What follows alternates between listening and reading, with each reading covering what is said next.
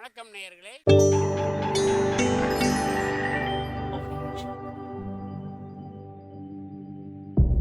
மகிழ்ச்சிக்கோர் தென்கட்சி என்ற அலைவரிசையில்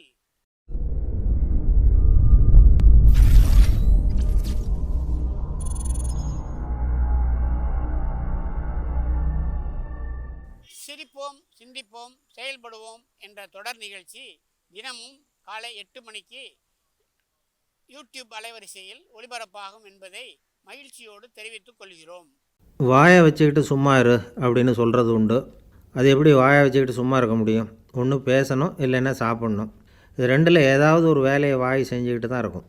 இதுதான் நம்ம பழக்கம். இருந்தாலும் பெரியவங்க என்ன சொல்கிறாங்கன்னா, பேச்சையும் குறைச்சிக்கோ, சாப்பாட்டையும் குறைச்சிக்கோ, உடம்பு நல்லாயிருக்கும், உங்கள் மனசும் நல்லாயிருக்கும். இதுதான் அவங்க சொல்கிற அறிவுரை. ஒரு பொன்மொழியும் சொல்கிறது உண்டு.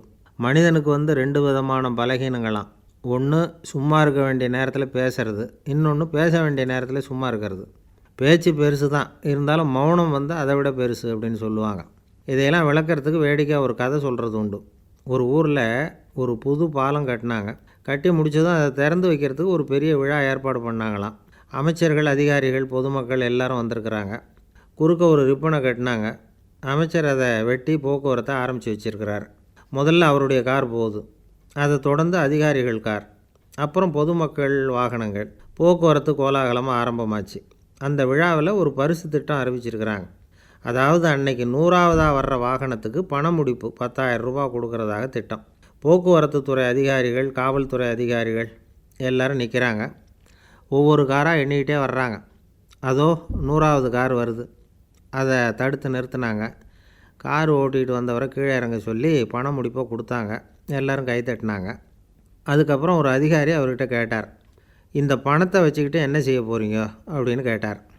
அதுக்கு அந்த ஆள் சொன்னார், முதல்ல ஒரு டிரைவிங் லைசன்ஸ் வாங்கணும் அப்படின்னாராம்.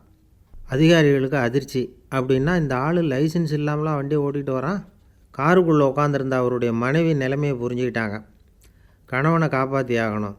உடனே வாயை திறந்தாங்களாம். ஐயா, அவர் சொல்கிறத நம்பாதீங்க, அவர் குடிபோதையில் இருக்கும்பொழுது இப்படி தான் ஏதாவது உளருவார் அப்படின்னாங்களாம். அதிகாரிகளுக்கு மேலும் அதிர்ச்சி. இவன் குடிச்சிட்டு வேற வண்டி ஓட்டுறானா அப்படின்னு. காருக்குள்ளே இருந்த அவனோட அப்பா இதை கவனிக்கிறார்.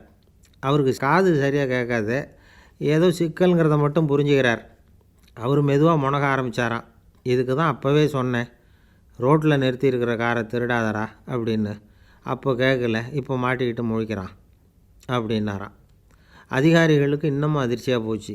இது திருட்டுக்கார் வேறு, அதான் வாயை வச்சுக்கிட்டு சும்மா இருக்க தெரியாததுனால இவங்க வம்பில் மாட்டிக்கிட்டாங்க அப்படின்னு அந்த கதையை வேடிக்கையாக சொல்கிறது உண்டு.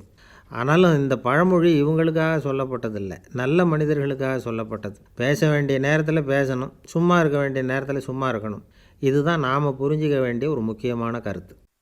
ஐயா தென்கட்சி கோ சுவாமிநாதன் அவர்களின் மகிழ்ச்சிக்கோர் தென்கட்சி தொடர் நிகழ்ச்சியினை கேட்டு பயன்பெறுங்கள். நிகழ்ச்சியினை பிடித்திருந்தால் உங்களுக்கு கமெண்ட் பாக்ஸில் உங்கள் கமெண்ட்டுகளை பதிவு செய்யுங்கள், ஷேர் செய்யுங்கள், லைக் செய்யுங்கள், கண்டிப்பாக சப்ஸ்கிரைப் செய்யுங்கள். நன்றி, வணக்கம்.